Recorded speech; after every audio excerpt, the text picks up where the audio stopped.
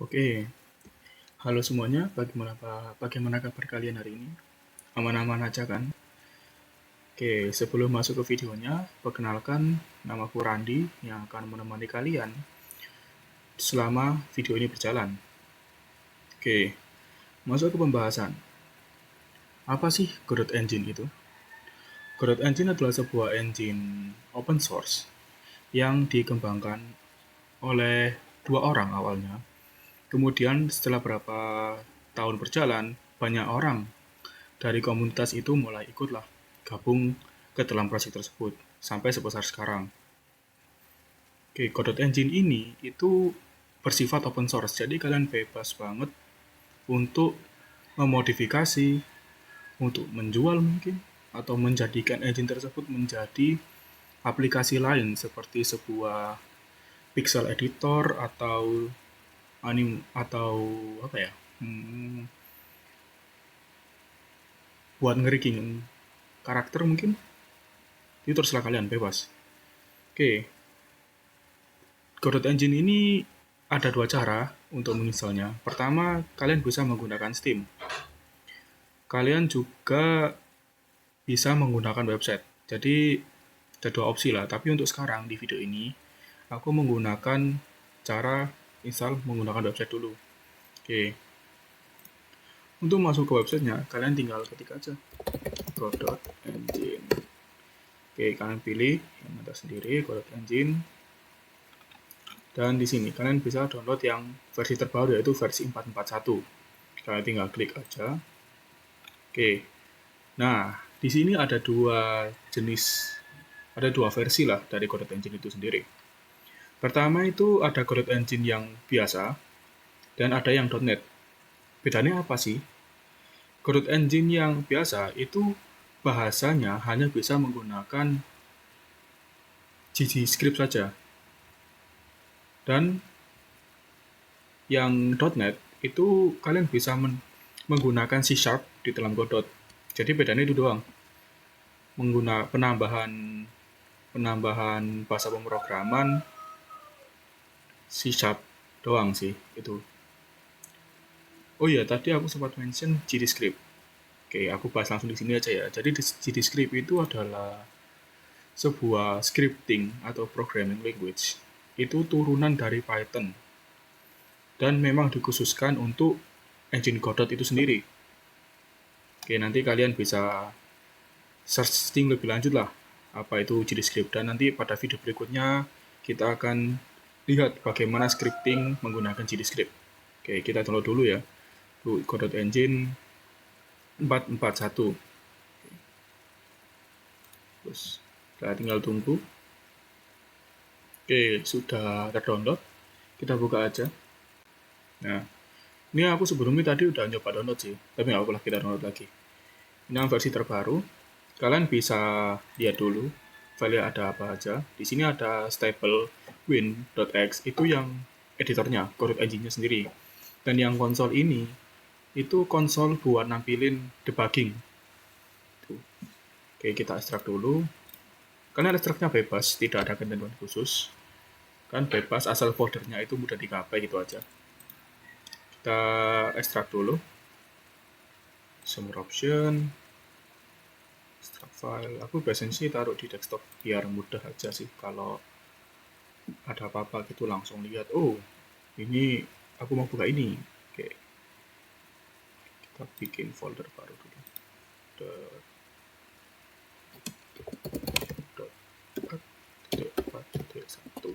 Oke,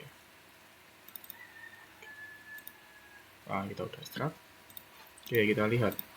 Nah ini, nah kalian tinggal buka yang ini aja, yang jangan yang konsol, yang langsung stable win64 yang biasa, tidak ada konsolnya.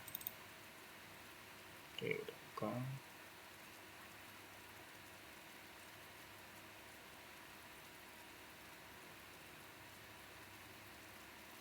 Nah, ini tampilan dari Godotnya itu. Oke, saya sudah punya banyak project sih, jadi hiraukan saja. Kita bikin baru. Oke, untuk bikin project baru, kita tinggal tekan tombol create. Oke, nanti nama ini bebas dan nama ini bakal langsung nge-link ke nama foldernya. Jadi bebas saja. Untuk sekarang untuk aku sendiri ya, di sini aku pakai kode game space. Oke. Nah kan, namanya juga udah langsung ke link ke folder. Kalian juga bisa ganti foldernya pakai browse. Kalian pilih folder yang kalian mau di mana gitu. Terserah. Terus sekarang aku pakai folder ini dulu aja. Oke, di sini tuh ada renderer. Aku jelaskan secara singkat ya. Jadi di sini itu ada 3 tipe renderer dan ketiganya ini itu bakal dipakai tergantung game kalian nanti gimana. Oke, aku ambil kasus begini. Aku ingin bikin game 3D dengan grafis yang gila banget gitu. Aku bakal pakai Forward Plus. Soalnya di sini support Advanced 3D Graphic available. Advanced 3D Graphic itu support banget di Forward Plus. Oke, terus aku ingin bikin game untuk mobile. Oke, kalian bisa pilih mobile renderernya. Itu support desktop plus mobile platform. Tapi kalau mobile bakal ada pengurangan di 3D-nya atau pengurangan di processing 3D-nya, itu aja. Oke, aku mau bikin game yang bisa dipakai di semua platform. Oke, aku bakal pilih compatibility. Compatibility ini bagus banget buat game yang memang diporting ke banyak platform, kayak desktop, mobile, dan web platform. Ini sudah jelas keterangannya. Oke, menggunakan OpenGL 3, backend, WebGL, fast rendering, simple scene. Ini cepet banget, maka dari itu bisa digunakan di semua platform. Oke, untuk sekarang aku mungkin pakai mobile aja ya. Soalnya kan tidak sampai ke 3D juga kan. Jadi ya, aku pakai mobile aja. Oke. Di sini juga ada version control metadata. Ada git sama none. Untuk ini hiraukan saja, tapi aku bakal kasih penjelasan dikit. Jadi, kenapa di sini itu defaultnya git? Soalnya kebanyakan project game itu pasti dikerjakan sama orang banyak kan, butuh kolaborasi. Nah, Git inilah yang jadi hitungannya itu jembatan buat mereka bisa kolaborasi, gitu aja. Tapi untuk sekarang ya hiraukan dulu lah. Oke, kita buat baru. Set create, tunggu beberapa saat.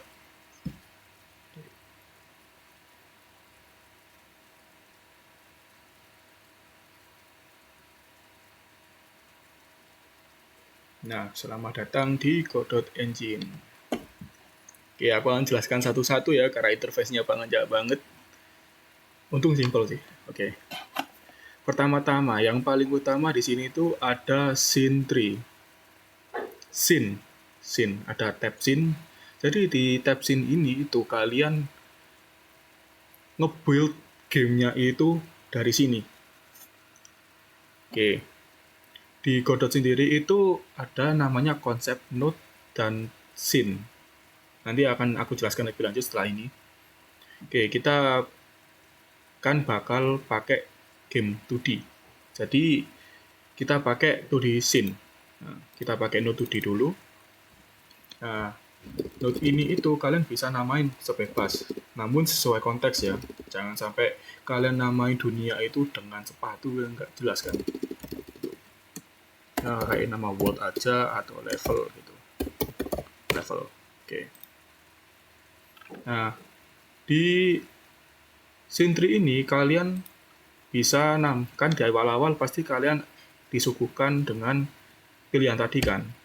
Nah, pilihan tadi itu akan menjadi root atau akar dari sebuah scene tree. Jadi paling utamanya lah, itu orang tua paling tinggi gitu. Itu paling utamanya, scene, root node. Nah, untuk menambahkan node baru, kalian bisa tekan tombol plus ini. Kalian pilih aja node yang sesuai dan node yang mau digunakan apa gitu. Wow, di sini banyak banget ya. Oke.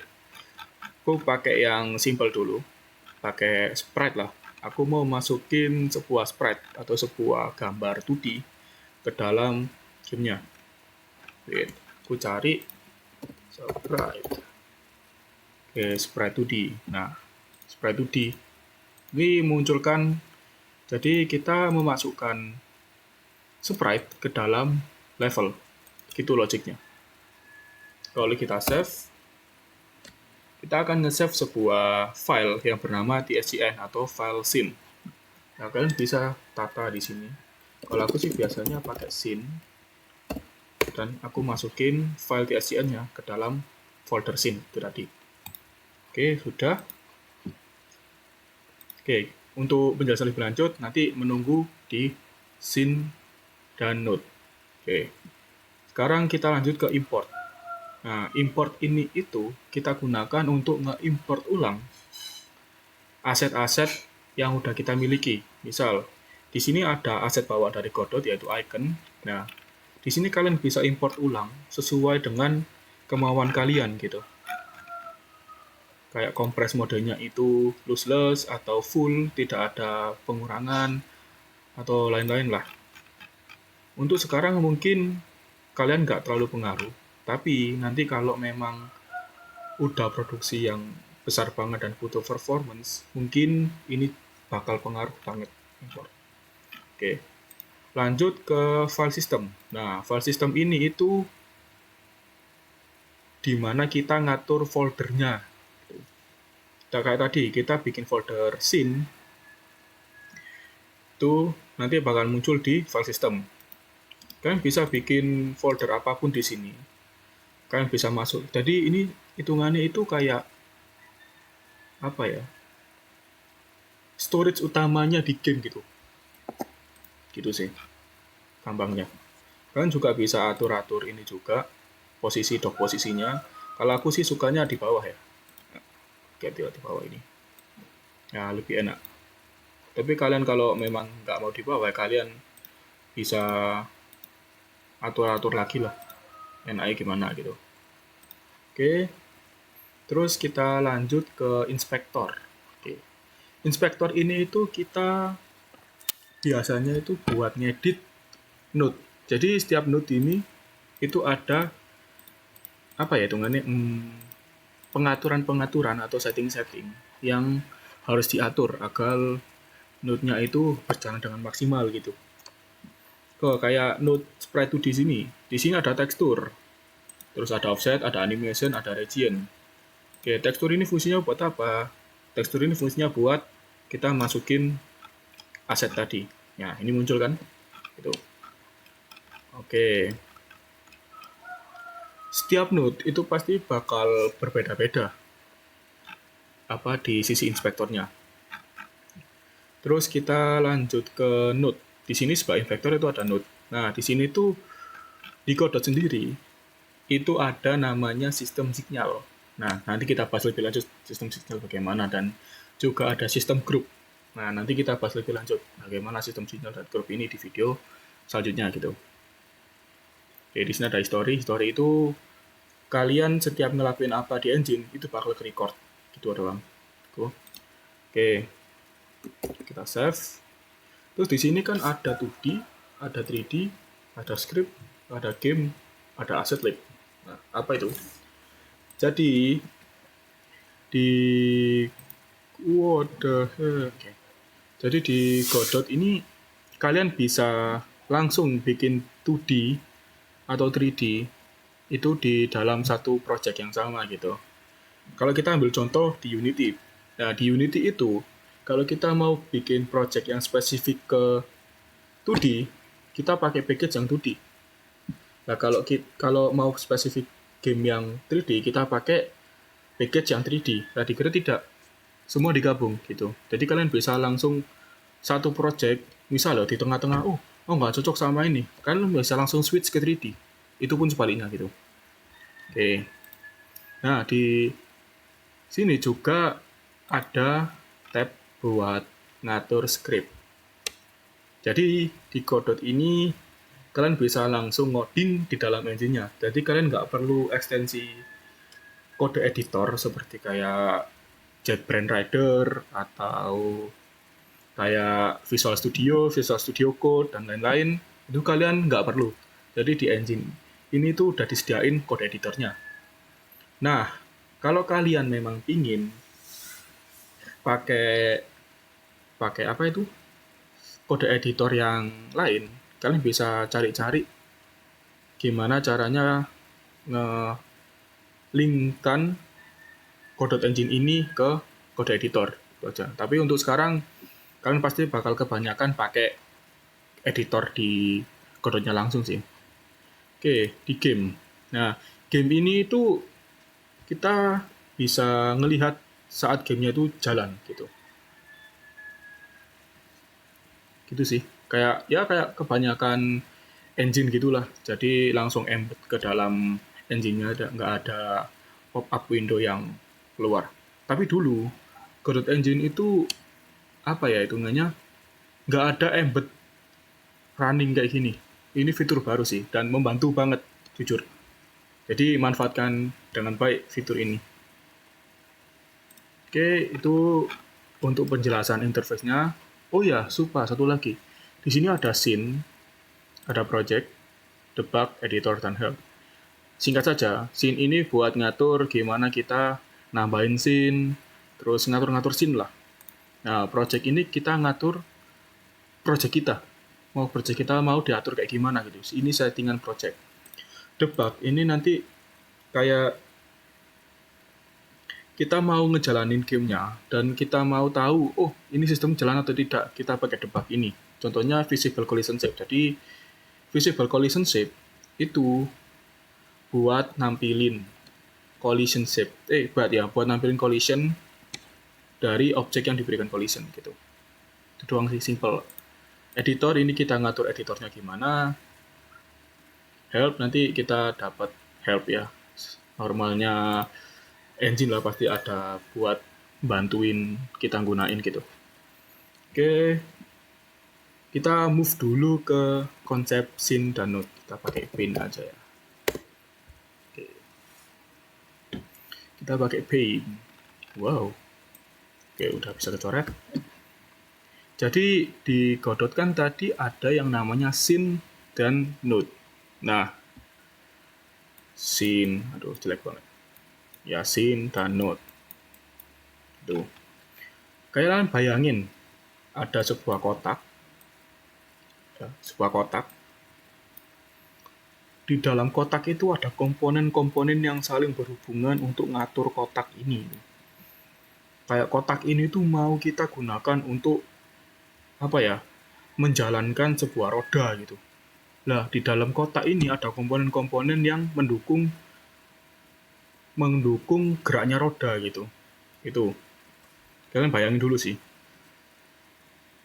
Nah, kenapa kok kotak ini itu dibuat sebagai analogi? Aja banyak sih analoginya, cuma aku paling mendekati mungkin pakai kotak ini aja ya. Nah, kotak ini itu ibaratkan itu scene. Scene yang tadi, scene ini, itu sebuah kotak. Satu scene ini sebuah kotak. Dan komponen-komponen di dalamnya itu adalah node. Nah, komponen kayak Sprite 2D, terus adalah apalagi tilemap, itu adalah sebuah komponen di dalamnya. Itu node. Nah, itu. Kalau kalian save tadi, kalian kan dapat file .scn. Nah, aku mau komponen roda ini, kotak roda ini, itu aku gunain ke kotak yang lebih besar. Which is, itu adalah mobil. Jadi roda sendiri yang mempunyai komponen untuk bergerak disambungkan ke mobil. Nah, ini ibaratkan sebuah kotak mobil gitu. Kotak kecil ini kita masukin ke mobil sebagai komponen dari mobil. Nah, itu. Jadi scene itu bisa kita gunakan untuk komponen dari scene lain. Gitu konsepnya. Satu scene memiliki beberapa komponen. Nah, satu scene juga itu bisa memiliki beberapa scene lain yang mendukung scene tersebut sebagai komponen gitu. Tuh.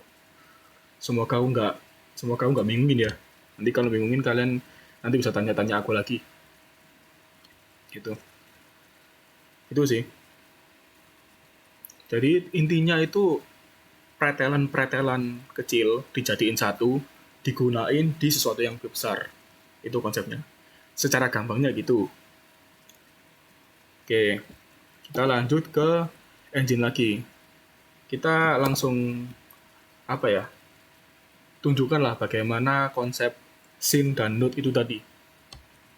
Di sini kan ada di level itu ada node spread 2D dan tile map. Yaitu aku ingin bikin sebuah player. Nah, kalian bisa langsung bikin di sini.